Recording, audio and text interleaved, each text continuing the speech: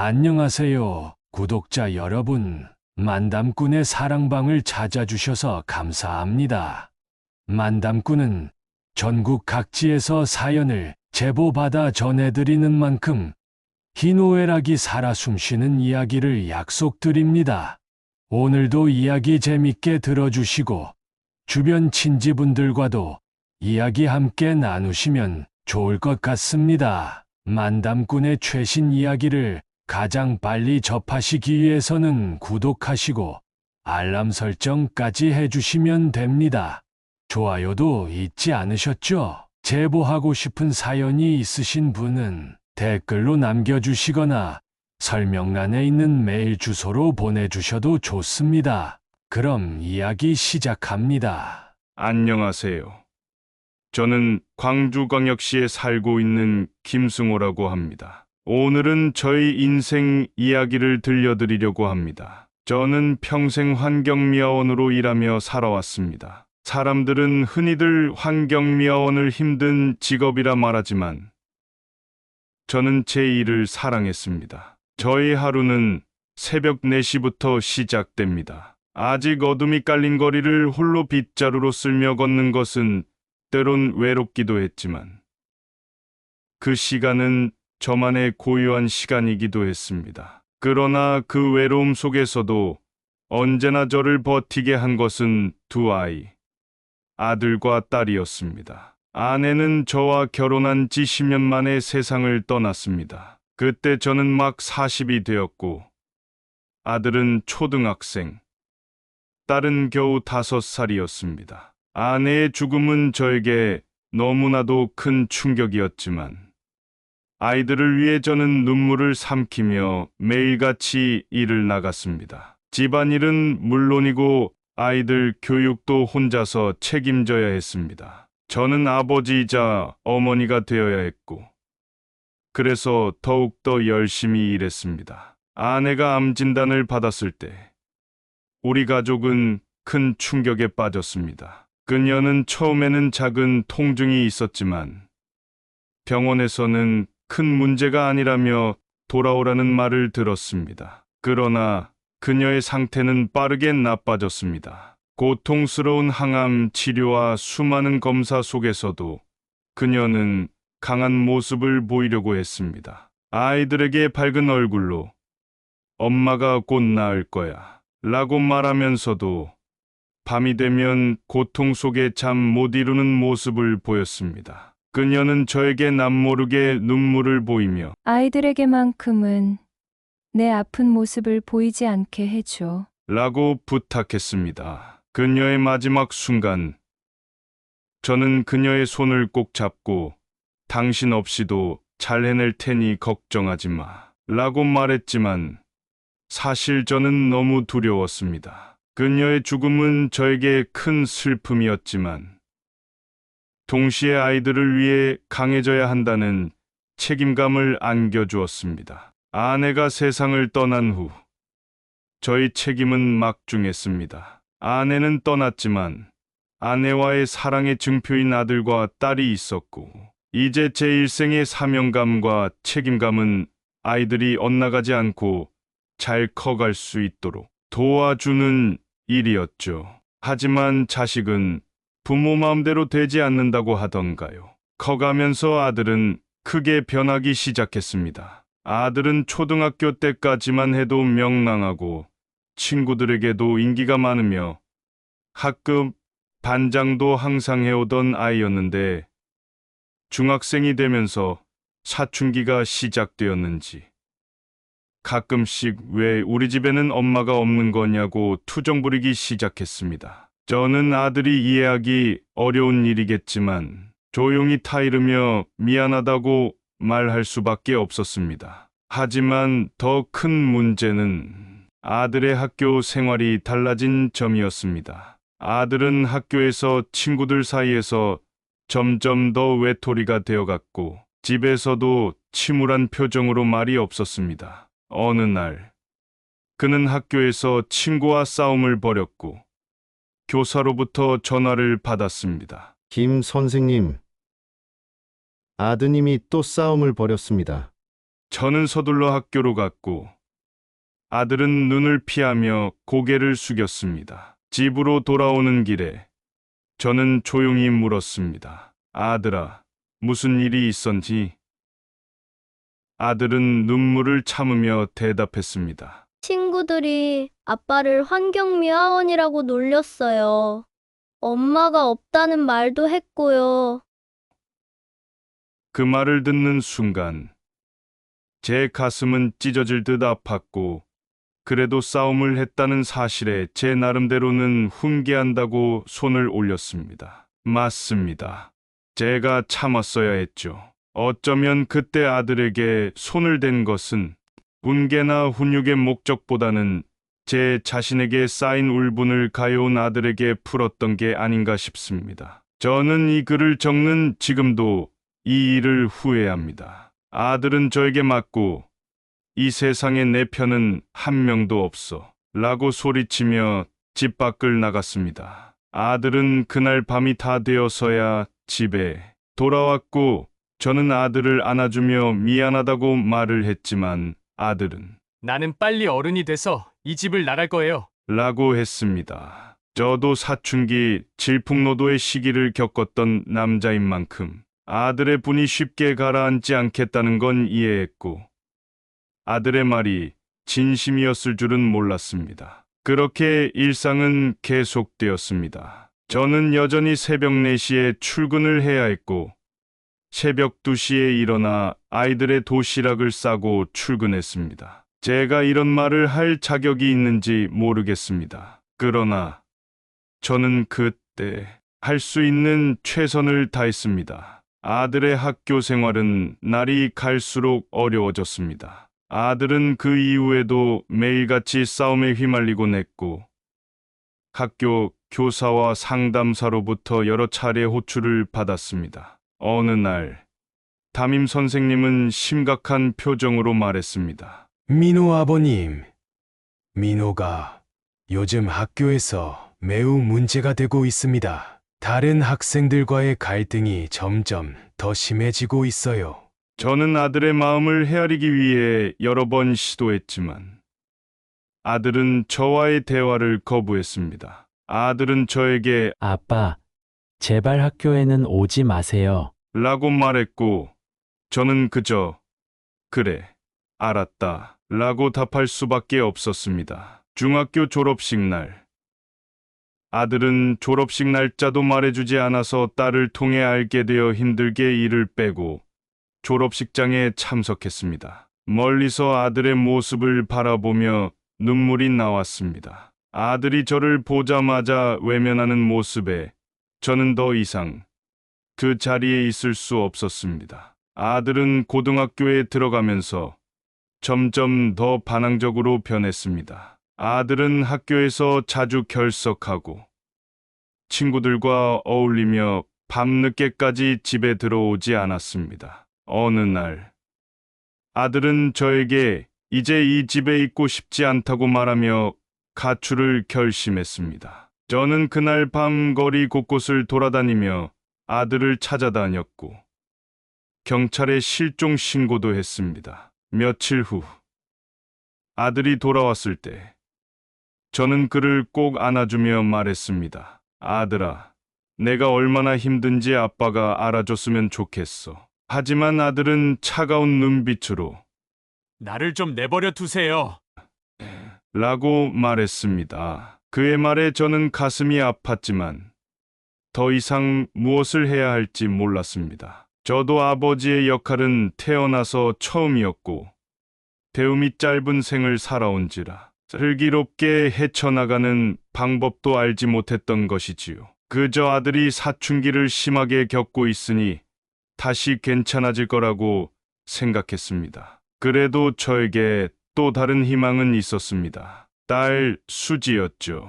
딸은 항상 저를 위해 웃어주었습니다. 수지는 초등학교 때부터 어린 나이에도 불구하고 집안일을 도와주고 저에게 아빠, 제가 있어서 행복하시죠? 라고 말하곤 했습니다. 딸의 밝고 긍정적인 성격은 저를 매일 힘내게 해주는 큰 힘이 되었습니다. 딸은 언제나 저에게 아빠, 저는 아빠가 세상에서 가장 자랑스러워요.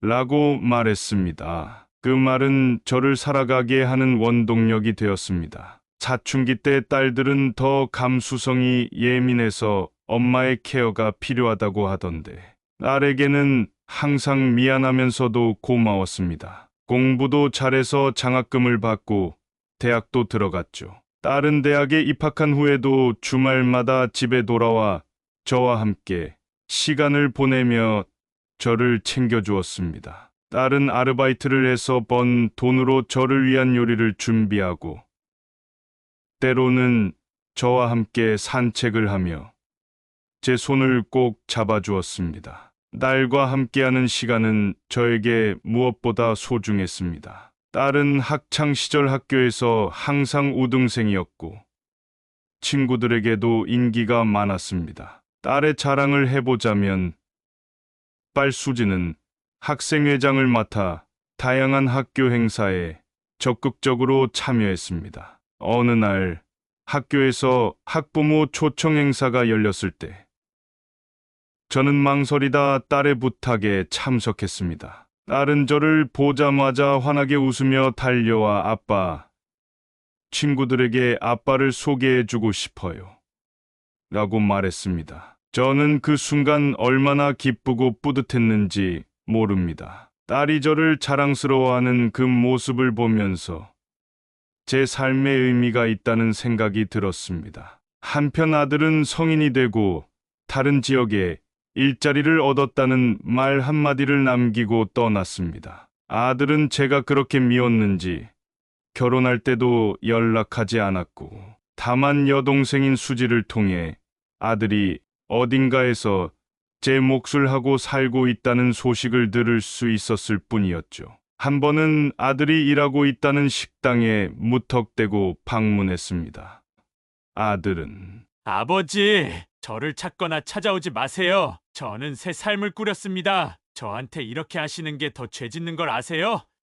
어릴 때 아버지가 저한테 했던 행동 나는 용서 못합니다. 얼른 가세요. 라고 했습니다. 제가 무슨 할 말이 있겠습니까? 제가 생각하기에는 내가 무슨 잘못을 크게 했길래 하는 억울한 마음도 있었지만 아들이 느끼기에 제가 잘못했다면 그 말이 맞겠죠. 저는 쓸쓸히 발걸음을 돌려 집에 가서 홀로 소주 하나를 꺼내 마셨습니다. 먼저 간 아내가 그립기도 하고 우리의 아들을 잘못 키워낸 것 같아 아내에게 너무 미안하기도 했습니다. 저는 그저 아들과 멀리 떨어져 있지만 잘 살아주기만을 속으로 기도했고 아들이 언젠가는 아버지의 사랑을 깨닫는 날이 오기를 소망했습니다. 그러던 어느 날 딸이 대학을 졸업하고 저에게 처음으로 사위가 될 사람을 소개했습니다.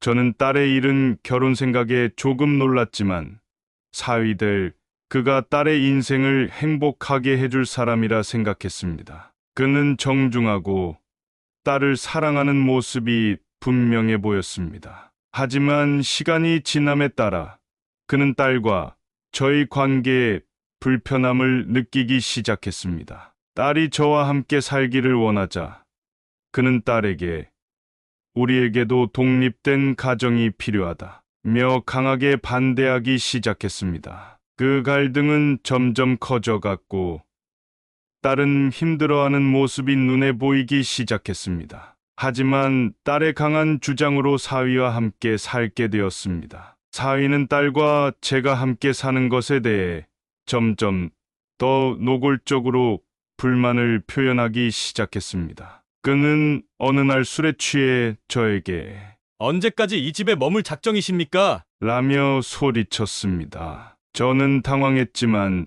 차분히 나는 딸이 행복하길 바랄 뿐이네 라고 대답했습니다. 그러나 그날 밤 딸은 저에게 와서 울면서 말했습니다. 아빠, 정말 죄송해요. 남편이 원래 이런 사람이 아닌데 요즘 많이 스트레스를 받고 있어요. 저는 딸을 다독이며 괜찮다. 너만 행복하면 나는 어디든 갈 수 있어 라고 위로했습니다. 저는 그날 밤 조용히 집을 빠져나와 혼자 살기를 찾게 되었습니다. 그런데 다음날 아침 딸에게 전화가 수십 통 왔습니다. 사위와의 갈등은 점점 깊어졌고 딸은 극도로 지쳐갔습니다. 딸은 저와 사위 사이에서 힘겨운 선택을 해야 하는 상황에 놓였습니다. 딸은 여러 번 고민 끝에 결국 이혼을 결심하게 되었습니다. 그날 저녁 딸은 제가 임시로 머무는 방으로 와서 눈물로 범벅이 된 얼굴로 말했습니다. 아빠, 나 정말 어떻게 해야 할지 모르겠어요. 나는 아빠가 제일 소중하고 기억은 잘 안 나지만 엄마를 위해서라도 아빠랑 같이 살고 싶어요. 저는 딸이의 손을 잡고 말했습니다. 수지야, 나는 괜찮다. 내가 행복한 가정을 꾸려 행복하게 사는 것이 아빠의 행복이란다. 딸은 그 말을 듣고 울음을 터뜨렸습니다. 하지만 딸의 주장은 완강했습니다. 결국 딸은 이혼하겠다는 결심을 굳힌 것이지요. 이혼 소송은 예상보다 더 복잡하고 길게 이어졌습니다. 사위는 이혼을 원치 않았고 양육권을 지키기 위해 법정에서 싸우기로 결심했습니다. 딸은 매일같이 법정에 출두하며 신경이 곤두서 있었습니다. 밤마다 그녀는 잠을 이루지 못했고 저는 그런 딸을 보며 마음이 아팠습니다. 딸은 결국 법정에서 패소했고 아이의 양육권을 잃었습니다. 그날 밤 그녀는 저희 품에 오열하며 슬퍼했습니다. 법정 싸움에서의 패배는 딸에게 큰 충격을 주었습니다. 그녀는 아이를 잃은 것 같은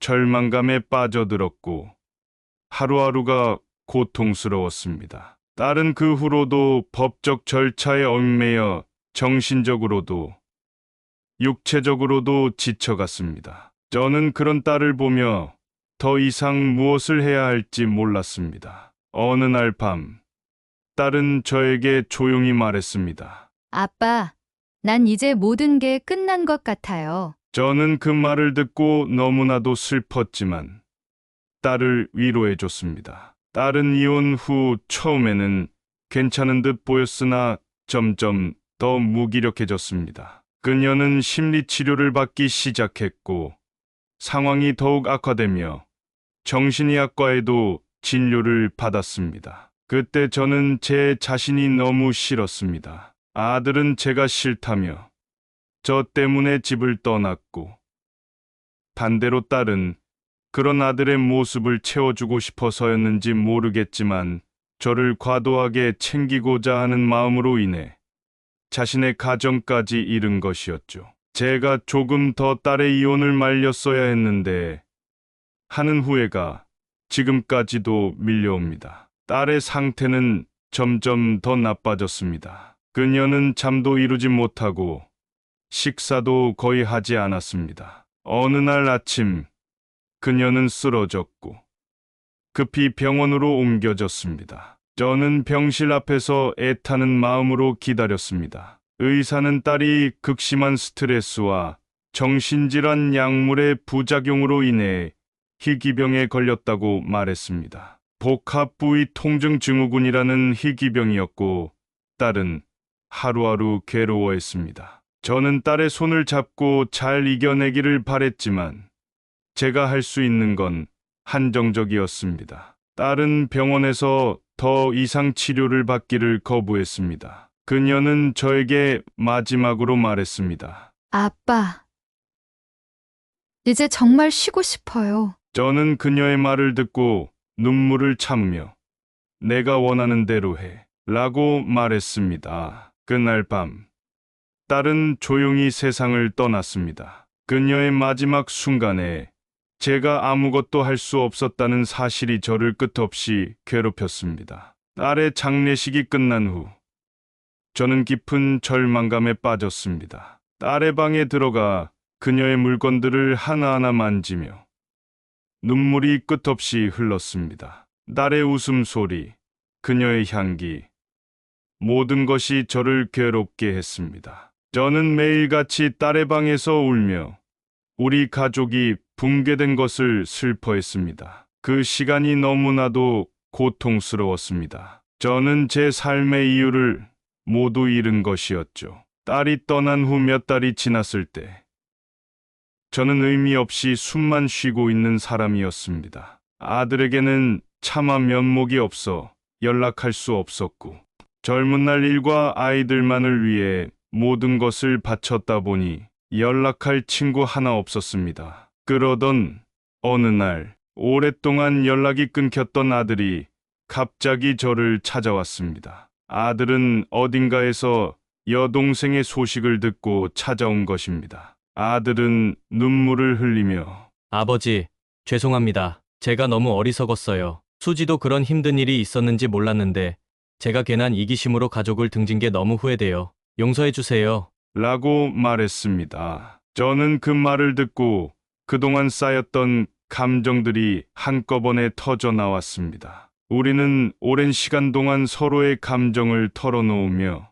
깊은 대화를 했습니다. 아들은 그 후로 자주 저를 찾아오며 과거의 자신의 행동을 후회하며 저와의 관계를 회복하려 노력했습니다. 아들은 자신의 과거 행동에 대해 진심으로 사과했습니다. 아버지, 제가 그동안 너무나도 큰 실수를 했어요. 정말 죄송합니다. 저는 그런 아들을 보며 마음이 아팠지만 동시에 그가 자신의 잘못을 인정하고 변화하려는 모습을 보며 용서를 해주고 싶었습니다. 우리는 서로의 마음을 털어놓고 과거의 상처를 치유하기 위해 노력했습니다. 아들은 저와 함께 시간을 보내며 저를 돌보려 했고 저도 그의 노력을 감사히 받아들였습니다. 아들은 저와 함께 지내며 제가 외롭지 않도록 많은 시간을 함께 보냈습니다. 우리는 함께 산책을 하고 저녁 식사를 준비하며 서로의 이야기를 나눴습니다. 아들은 하루에도 몇 번씩 저에게 아버지, 정말 죄송합니다. 이제부터는 제가 아버지를 지켜드릴게요. 라고 말했습니다. 그 말을 듣고 저는 그의 진심을 느낄 수 있었고 우리는 과거의 상처를 조금씩 치유해 나갔습니다. 저와 아들은 과거의 상처를 치유하고 새로운 삶을 시작하기로 결심했습니다. 아들은 저와 함께 지내며 저를 돌보았고 저는 그런 아들의 변화를 보며 조금씩 웃음을 되찾았습니다. 우리는 서로를 지지하며 가족으로서 다시 한번 함께 살아가기로 결심했습니다. 세상은 여전히 냉혹하지만 우리는 서로를 지지하며 새로운 삶을 시작했습니다. 아들은 그로부터 얼마 뒤 인연을 만나 결혼하게 되었습니다. 결혼식장에서 아들은 저를 향해 아버지, 정말 감사합니다. 라고 말했습니다. 저는 눈물을 흘리며 그를 안아주었습니다. 그 순간 우리는 다시 한번 가족으로서의 유대감을 확인할 수 있었습니다. 그리고 저는 하늘에 있는 아내와 딸을 생각하며 눈물을 흘렸습니다. 모두 같이 있었으면 너무 좋았다는 생각을 하면서 말이죠. 딸의 기일이 다가올 때마다 저는 그녀를 기리기 위해 작은 모임을 엽니다. 아들과 며느리 그리고 친척들이 모여 딸의 기억을 나누며 그리워합니다. 그 시간은 우리 모두에게 치유의 시간이 되었고 딸의 기억이 더욱더 빛나도록 만들었습니다. 아들의 아내가 임신을 했고 저는 곧 할아버지가 되었습니다. 아들과 며느리는 저에게 할아버지로서의 역할을 기대한다며 웃으며 말했고 저는 감동했습니다. 새로운 생명이 우리 가족에게 얼마나 큰 축복인지 느꼈습니다. 손주가 태어났고 저는 처음으로 그 아이를 안아보았습니다. 손주의 작은 손을 잡으며 저는 딸의 얼굴이 떠올랐습니다. 저는 손주에게 너는 우리 가족의 새로운 희망이란다 라고 말했습니다. 그 순간 제 마음속 깊은 상처가 조금씩 치유되는 것을 느꼈습니다. 손주는 자라면서 저와 많은 시간을 보냈습니다. 우리는 함께 공원을 산책하고 이야기를 나누며 시간을 보냈습니다. 손주는 제게 할아버지, 저는 할아버지를 정말 좋아해요. 라고 말했습니다. 저는 그 말을 들으며 새로운 삶의 의미를 찾을 수 있었습니다. 저는 이제 더 이상 과거에 얽매이지 않고 새로운 인생을 시작하려고 합니다. 손주와 함께하는 시간, 이웃과의 우정, 그리고 가족과의 화해는 저에게 더 큰 삶의 의미를 부여해 주었습니다. 저는 이제 매일 아침 새로운 희망을 품고 하루를 시작합니다.